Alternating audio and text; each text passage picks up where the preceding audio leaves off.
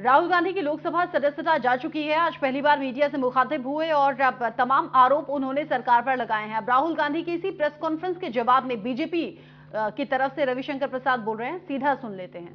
राज्यसभा में बैठे हैं कांग्रेस की ओर से, वो लोग सूरत में जाके सेशन कोर्ट में स्टे क्यों नहीं आग्रह किया? वो हाई कोर्ट क्यों नहीं गए? वो सुप्रीम कोर्ट क्यों नहीं गए? यही कांग्रेस के प्रवक्ता पवन खेड़ा का मामला था। दिल्ली हवाई अड्डे पर कुछ हुआ जहां उन्होंने कहा था मोदी तेरी खबर खुदेगी और बहुत कुछ कहा था, तो 1 घंटे में सुप्रीम कोर्ट से वो स्टे ले आए। तो कांग्रेस की वो फौज राहुल गांधी पर खामोश क्यों थी? भाजपा ये सवाल उठाना चाहती है। राहुल गांधी अकेले नहीं है, 32 लोगों को डिस्क्वालीफाई किया गया है देश भर में। उसमें 6 भाजपा के लोग भी डिस्क्वालीफाई हुए हैं, सजा हुई, डिस्क्वालीफाई हो गए।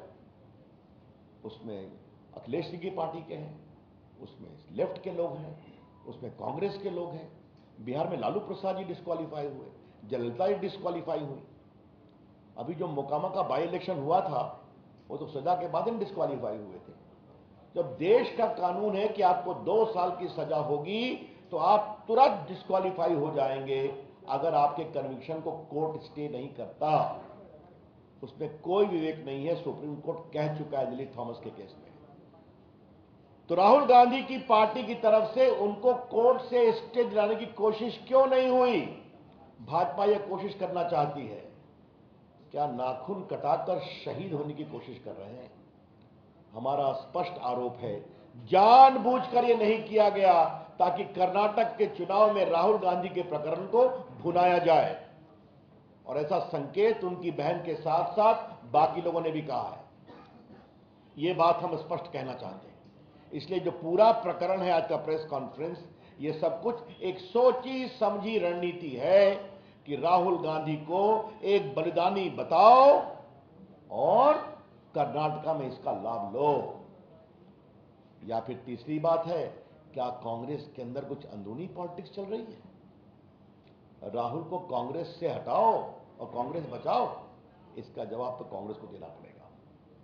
इसलिए मैं फिर कहता हूं कि राहुल गांधी जी, आपके कन्विक्शन के बाद आपके यहां बड़े बड़े देश के नामी गिरामी वकीलों की फौज है, उन्होंने स्टे की कोशिश क्यों नहीं की? और क्या राहुल गांधी जी आपके लिए अलग कानून बनेगा क्या? 32 लोग डिस्क्वालीफाई हुए तो बाई इलेक्शन हुआ, तो आपके लिए क्या अलग कानून बनेगा क्या? उसकी पूरी सूची मैं चर्चा कर चुका हूं, आपको अभी मैंने कुछ संकेत दिए। आज राहुल गांधी ने फिर झूठ बोला। क्या बोला? कि मैंने लंदन में कुछ नहीं कहा था। आज मैंने इस पर दिल्ली में प्रेस किया था।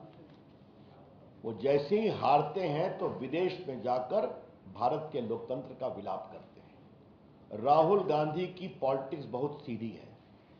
हमको जनता वोट देगी, लोकतंत्र ठीक है। हम हारेंगे, लोकतंत्र खराब है।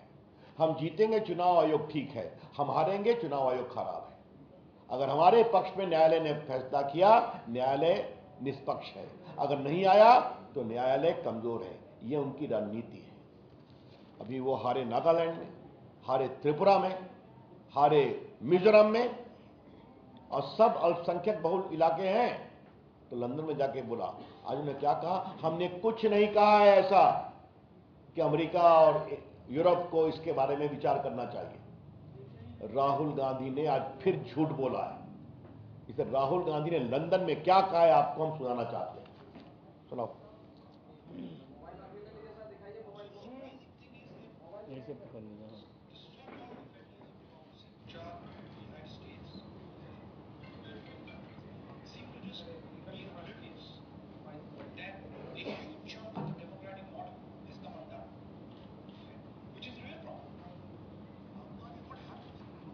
इसके बाद मेरी टिप्पणी है। मतलब क्या कहा? कि भारत में लोकतंत्र कमजोर हो रहा है, इसके लिए अमेरिका और यूरोपियन कंट्री ध्यान नहीं दे रहे हैं। यह समस्या है। ध्यान देने का मतलब क्या है?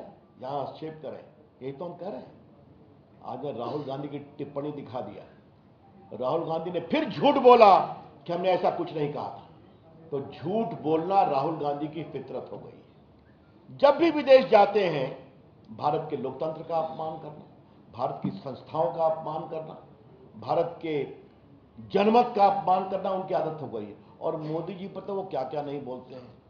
मेरे पास पूरी उनकी टिप्पणी है कि वो विदेश में क्या क्या बोलते हैं। भारत राष्ट्र नहीं है, राज्यों का संघ है। और क्या हमारे लोकतंत्र पर बर्बर हमले हो रहे हैं। और क्या पुलवामा हमला कार धमाका था, आतंकवादी धमाका नहीं था। और क्या चीन की तारीफ की कि चीन ने प्रकृति के साथ विकास किया है, सद्भावना के साथ। ये सारी उनकी टिप्पणी। और क्या कहा, बालाकोट और पुलवामा का सेना सबूत दे, कहा था ना। तो सेना की शहादत का सबूत राहुल गांधी मानते हैं। और चीन के अपने ट्रस्ट में पैसे लेते हैं, ये भी आप सभी जानते हैं। एक बार दिखा दीजिएगा। ये देखिए उनकी पूरी टिप्पणी सब कोर्ट पर है, कोई नई बात मैं नहीं कह रहा हूं। और याद करिए राहुल गांधी ने क्या कहा था कि हम लोग के फोन में पेगासिस लगा है, कहा था ना। तो क्या कहा, सुप्रीम कोर्ट की कार्रवाई में कहा जिस नेता को लगता है उनके फोन में पेगासिस है तो उनका फोन दे दे। तो राहुल गांधी ने अपना फोन क्यों नहीं दिया?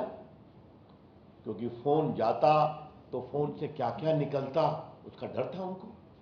तो जब कार्रवाई की बात होगी तो कहेंगे नहीं। तो ये मुझे आपसे बात कहनी है, राहुल गांधी को शर्म नहीं आती, करप्शन की बात करते हैं। भारत के प्रधानमंत्री नरेंद्र मोदी जी का पूरा जीवन ईमानदारी की खुली किताब है, एक धब्बा नहीं है। 9 साल से भारत के प्रधानमंत्री हैं, ईमानदारी से देश आगे बढ़ रहा है। राहुल गांधी जी भ्रष्टाचार के मामले में बेल पर हैं, पता है ना आप लोग को, उनको भी। और संसद में मैंने यह बात कही थी। नेशनल हेराल्ड के प्रकरण में इनकी माताजी बेल पर हैं, ये बेल पर हैं, क्योंकि मात्र कुछ लाख रुपए देकर नेशनल हेराल्ड की 5000 करोड़ की प्रॉपर्टी दिल्ली में, पटना में, लखनऊ में, चंडीगढ़ में, मुंबई में अपने नाम कर लिया, यंग इंडिया लिमिटेड में, जिसमें 76% शेयर राहुल जी और सोनिया जी का है। बाकी स्वर्गीय जो छत्तीसगढ़ के नेता थे अब स्वर्गवासी हो गए। और पूरा नेशनल का शेयर खरीद लिया। मामा कोतरोगी को किसने बचाया? राहुल गांधी जी ने बोफोर्स में। आपकी सरकार ने बताया, क्योंकि आपके परिवार से उसका संबंध था। उसको भगाने में मदद किया, दलाली के पैसे उसको छुड़वाने में मदद किया। ये पूरा आदर्श घोटाला, पूरा आपका कॉमनवेल्थ घोटाला, पूरा एयर हेलीकॉप्टर घोटाला, पूरा आपका सबमरीन घोटाला, पूरा कोयला घोटाला, पूरा 2G राहुल गांधी जी मनमोहन की सरकार की पूरी सरकार भरी हुई है। और आपकी सरकार में जब घोटाले हुए और आप नरेंद्र मोदी पर